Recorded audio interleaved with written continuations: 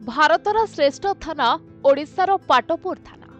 गंजाम जिलार पाटपुर थाना को 2024 केंद्र गृह मंत्रालय द्वारा देशर 3टी सर्वोत्तम पुलिस स्टेशन मध्यरु गोटे भाव मनोनीत करा जायछि, जोथिपाई आगामी दिन में पुरस्कृत करिवे केंद्र गृह मंत्री अमित शाह।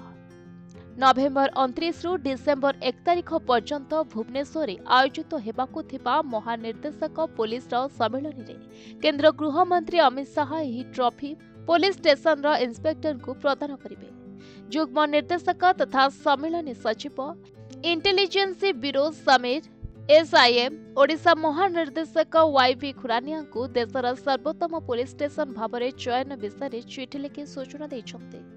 सारा देश में श्रेष्ठ थाना को पुरस्कृत करने हेउछि स्वराष्ट्र मंत्रालयर वार्षिक कार्यक्रम, जो थाना गुड़िकर अपराध हार, मामलार अनुसंधान एवं मामलार रफा दफा, भित्तिभूमि एवं जनसेवा पर 150 रु अधिक विभिन्न पारामीटर आधार में विचार करा जायथाय।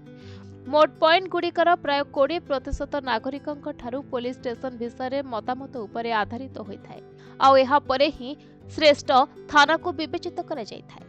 एही मान्यता प्रस्तुत करिवार मुख्य उद्देश्य हेउछि पुलिस गुणवत्ता उन्नत करिबा एवं थाना को बंधुत्वपूर्ण करिबा।